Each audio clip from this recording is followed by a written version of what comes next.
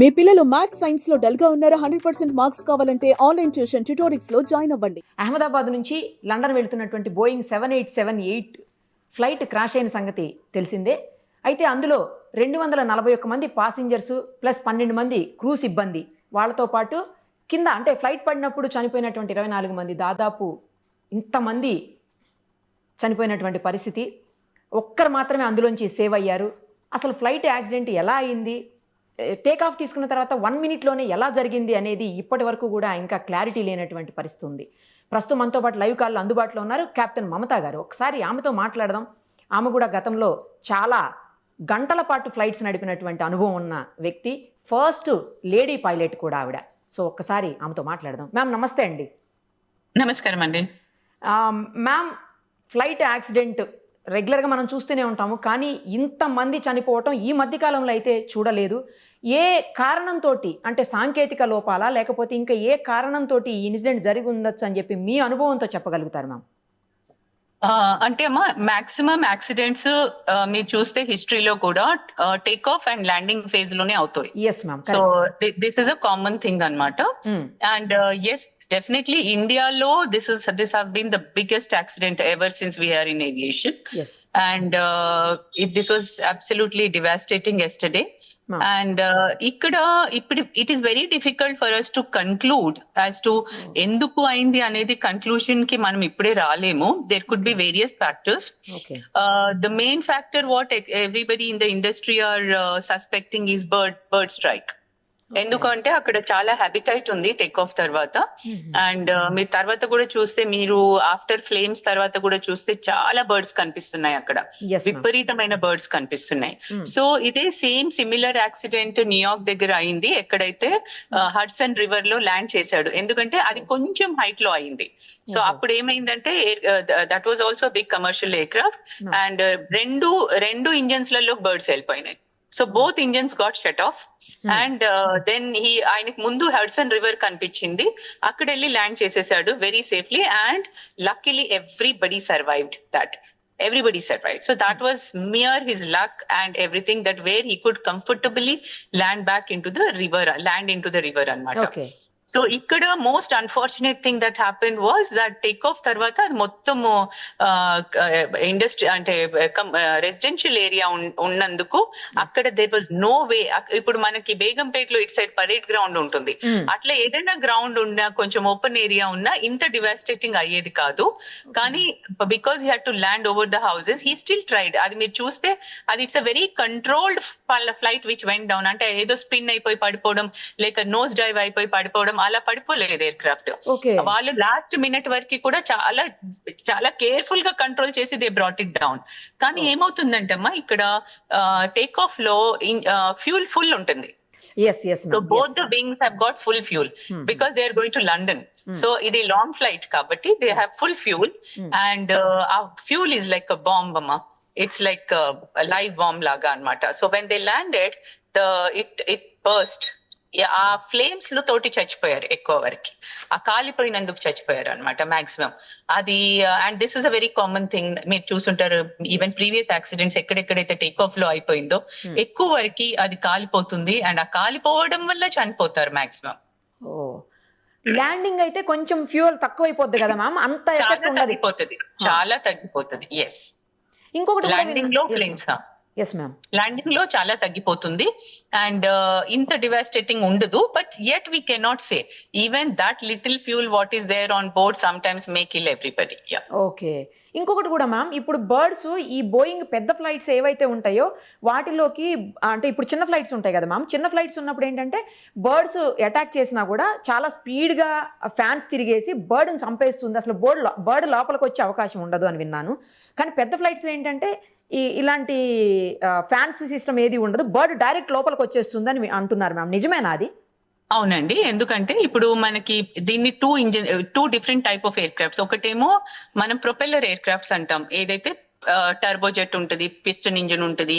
దాంట్లో propeller move అయినందుకు general గా బర్డ్స్ చాప్ అయిపోతాయి, ఆ రొటేషన్ వల్ల అవి చాప్ అయిపోతాయి. But that is still damage to the air craft and to this thing.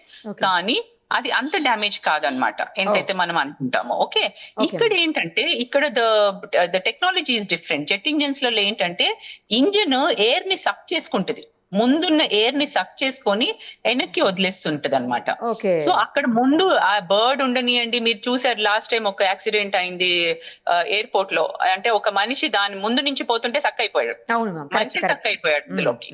So it basically sucks all the air which is in front of it. So అక్కడ flock of birds ఉంటే అది మొత్తం suck అయిపోతాయి అనమాట.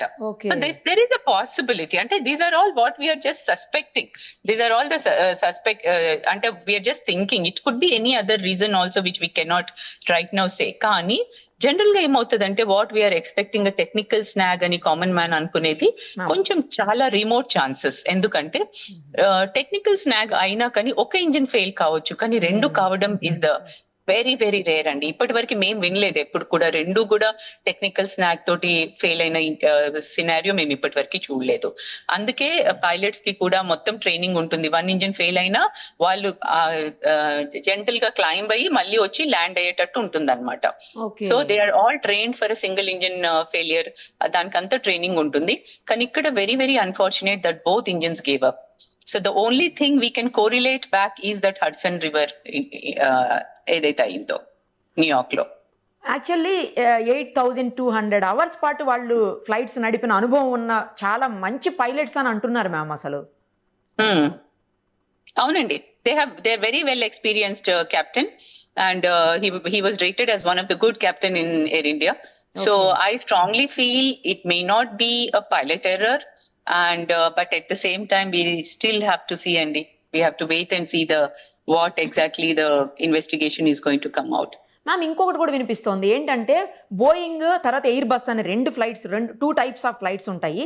Boeing అన్ని కూడానేమో US లో తయారవుతాయి, తర్వాత ఎయిర్ బస్లు అన్ని కూడా జర్మన్ టెక్నాలజీతో తయారవుతాయి, అంటే జర్మన్లో తయారవుతాయి. సో జర్మనీ టెక్నాలజీతో తయారైనటువంటి ఆ ఫ్లైట్స్ అన్ని కూడా చాలా స్ట్రాంగ్ ఉంటాయి.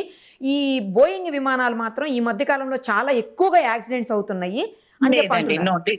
I'm sorry, no, this is a myth andi. This is a myth. Boeing is an equally good aircraft like Airbus. Atla manaku in fact Dreamliner is one of the best aircraft andi. Ippudu edaithe 787 crash aindo, this is the best aircraft today in the air. And any countries lo fly avutundi idi. All long range flights are carried on 787s only. And this is one of the best aircraft. Actually aircraft also is not an old aircraft. Even old aircraft unna eppudu kuda common man em anukuntadante old aircraft unte adi padipoyindi, old ainanduku padipoyindi atla undadandi. Aircraft ela untundante దానికి ఒక particular number of hours are number of landings అని దాని life ఉంటుంది అనమాట. It is not number of years. So for example ఇప్పుడు ఒక aircraft కి latest సే ఒక చిన్న ఎయిర్క్రాఫ్ట్ కి 30,000 అవర్స్ ఉంది అనుకుందాం, దాని లైఫ్ 30,000 అనుకుందాం. సో అది ఎవ్రీ ఇయర్ ఒక 1,000 అవర్స్ ఫ్లై అయితే అది ఒక 30 years లో మనం గ్రౌండ్ చేసేస్తాం. అది ఫ్లై కాకపోతే అది సపోజ్ ఎవరైనా లెస్ ఫ్లయింగ్ ఎయిర్ క్రాఫ్ట్ ఉంటుంది, they may be flying only just 100-200 hours in a year. So that can fly up to 40 years, 50 years, there is no problem. So aircraft ki life years wise eppudu undadu. Aircraft life is always depending on the number of hours or number of landings. Kabatti we assume that aircraft probably was, I don't think there was any issue with the aircraft, but unless the investigations come out, black box lo chala readings untai, chala villaki data dorukutundi, vallu em maatlaadaru last minute lo pilots, adantha manaki black box lone telustundi annamata. Actually ఇది కూడా 12 years age అని చెప్తున్నారు ma'am flight కి, which is very young, very young. So that age is not a problem at all. Ma'am actually black box అంటారు, ATC అంటారు, తర్వాత May Day call ఏదో ఇచ్చారు, 1 minute ముందే మేడే కాల్ ఇచ్చారు అన్నారు. అసలు మేడే కాల్ అంటే ఏంటి ma'am? Madam, mayday call ante it's a distress call. That it means that there is an imminent threat to the aircraft or to the passengers on board, either of it.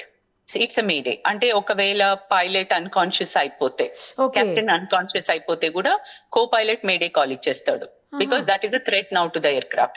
Or మనకి ఏదైనా fire aircraft మీద ఏదైనా fire అయినా అంటే now we have to put the aircraft down immediately అనమాట, as early as possible. That is called the mayday call. అలాగే ఒక వేరే కాల్ ఉంటుంది పాన్ అని. Pan అంటే it is a it's a urgency call but not a distress. అంటే there is no danger to the aircraft but it could be some medical emergency ఉండొచ్చు, ఏదైనా ఏదైనా passenger కి హార్ట్ అటాక్ రావచ్చు, అట్లాంటి ఏమైనా కాల్స్ ఉంటే we give them a pan call అన్నమాట. అంటే there is an urgency but it's not a distress. Okay okay అంటే Yeah, so there are call two బట్టి different మీకు calls. అర్థమైపోతుంటుంది అది ఏం కాల్ అనేది. Yeah, so there are two different calls అన్నమాట, distress and an urgency call. Okay So Mayday is a distress call.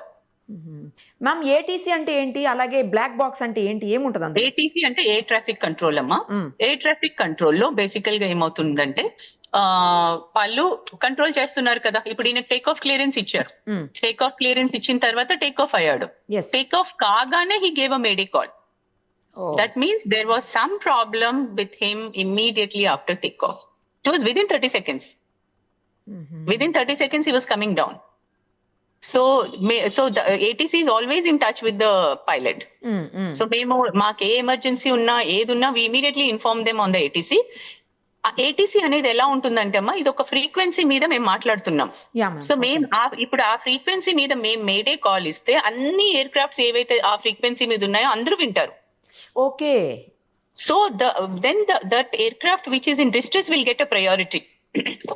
So మిగతా aircrafts ని దూరం పంపించేస్తారు వెంటనే. See, ఇక్కడ ఆ టైం లేదు, ఇక్కడ it happened, everything happened in 30 seconds కాబట్టి ఆ టైం లేదు. కానీ ఫర్ ఎగ్జాంపుల్ ఇప్పుడు ఒక few months back, I can say somewhere last ఒక 6-7 months బ్యాక్ బేగంపేట్ లో ఒక ఎయిర్ ఫోర్స్ ప్లేన్ అన్నమాట, వాళ్ళు టేక్ ఆఫ్ అయిన తర్వాత వాళ్ళ హైడ్రాలిక్ సిస్టమ్ ఫెయిలియర్ అయిపోయింది, total hydraulic system failure. Okay and they had lot of fuel on board. Air crafts కూడా ఎలా ఉంటాయంటే ఇప్పుడు మనం టేక్ ఆఫ్ వెయిట్ వేరే ఉంటుంది, ల్యాండింగ్ వెయిట్ వేరే ఉంటుంది. అంటే suppose my take off weight is X tons అనుకుందాం. Now X minus something will be my landing weight. అంటే ఇప్పుడు నేను ఒక 2-3 tons ఫ్యూల్ బర్న్ చేసిన తర్వాతనే నేను ల్యాండ్ అవ్వగలుగుతాను. I cannot land with the same takeoff weight. So అలా కాబట్టి ఈ ఎయిర్ క్రాఫ్ట్ ఏదైతే ఎయిర్ ఫోర్స్ ఎయిర్ క్రాఫ్ట్ ఉండేనో వాళ్ళు ఏమైంది, టేక్ ఆఫ్ అయిపోయారు, హైడ్రాలిక్ ఫెయిలియర్ అయింది, they are safe, there is no problem. Hydraulic failure అంటే basically some systems will not work and one of the main system is your landing gear. So landing gear లక్కీగా ఏమైందంటే వాళ్ళు ఇంకా retract కూడా చేయలే, వాళ్ళకి పైకి వెళ్ళలే. దీంట్లో కూడా చూస్తే మీరు ల్యాండింగ్ గేర్ ఇంకా కిందికే ఉంది. సో అలాగే వీళ్ళు టేక్ ఆఫ్ కాగానే హైడ్రాలిక్ ఫెయిలియర్ వార్నింగ్ వచ్చినందుకు వాళ్ళు ఇమీడియట్ గా రిపోర్ట్ చేశారు. సో అప్పుడు ఏం చేశారు, బేగంపేట్ లో మిగతా ట్రాఫిక్ నంతా డైవర్ట్ చేసేసి అతను ఒక్కడనే ఒక హాఫ్ అన్ అవర్ వరకు అబౌవ్ పెట్టారు. తర్వాత he was little comfortable though hydraulic failure is still showing the warning. కానీ what he said is that I need to burn the fuel for 2 hours. So he stayed just above the airfield only. He was burning the fuel for 2 hours and then he came and made a safe landing. అలా fly అవుతూనే ఉండాలి, అది burn అయ్యే వరకు. Fly అవుతూ he burned the fuel అన్నమాట. So there are certain procedures like that also. Okay, ఇప్పుడు ఈ బ్లాక్ బాక్స్ అంటే ఏంటి మ్యామ్? ఏది జరిగినా కూడా బ్లాక్ బాక్స్ లో కంపల్సరీ రికార్డ్ అవుతుంది అంటారు? అంటే మన ఇప్పుడు కో పైలట్ మాట్లాడింది, anything that is happening in the cockpit, everything is recorded. So that is the thing which will give us the complete air craft ఇవి కూడా ఉంటాయి, ఎయిర్ క్రాఫ్ట్ పారామీటర్స్. అంటే ఎయిర్ క్రాఫ్ట్ ఎంత హైట్ కి వెళ్ళింది, ఎంత speed ఉండే, ఏముండే, అది ఎలా డిసెండ్ అయింది, అండ్ అది ఎంత రోబస్ట్ ఉంటుంది అంటే ఈవెన్ ఎయిర్ క్రాఫ్ట్ కాలిపోయినా అది కాలదు. ఇప్పుడు అది దొరికిందంటే మనకు మొత్తం వచ్చేస్తుంది ఏం జరిగిందని, మొత్తం డేటా వచ్చేస్తుంది అనమాట, including the voice recording. Air craft data and the voice record అన్ని వస్తాయి దాంట్లో. ఓకే మ్యామ్, ఫైనల్లీ ఒక్కటి చెప్పండి మ్యామ్, ఇప్పుడు మేడే కాల్ వచ్చేసింది అంటున్నారు, మేడే కాల్ వచ్చిన తర్వాత వీళ్ళకి ఇంకా అసలు టైం లేకుండిందా? లేదండి, because ATC was calling him back and they didn't respond.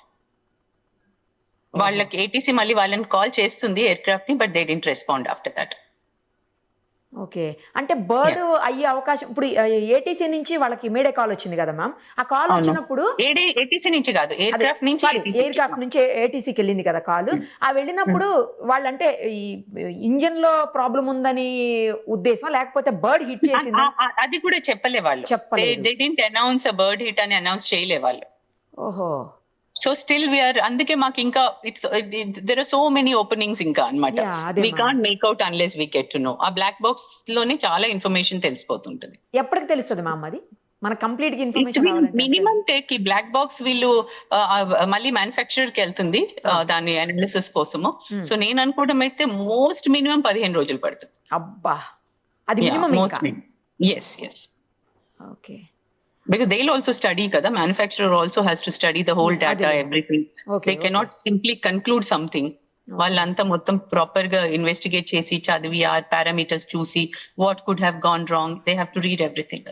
Okay, మొత్తానికి 2 ఇంజిన్స్ అయితే పని చేయట్లేదని కన్ఫర్మ్ కదా మ్యామ్ ఇదైతే? ఎస్ ఎస్ ఎస్, ఒక సింగిల్ ఇంజిన్ పని చేసినా ఈ ప్రాబ్లం వచ్చేది కాదు మనకి. Thank you ma'am, thank you so much. చాలా ఇన్ఫర్మేషన్ ఇచ్చారు మీరు బిజీ ఉన్న స్కెడ్యూల్లో కూడాను. ఎందుకంటే అసలు ఏం జరిగింది అనేది తెలియాలి అన్న ఉద్దేశంతో మిమ్మల్ని కాంటాక్ట్ చేయడం జరిగింది ma'am. Thank you ma'am, thank you so much.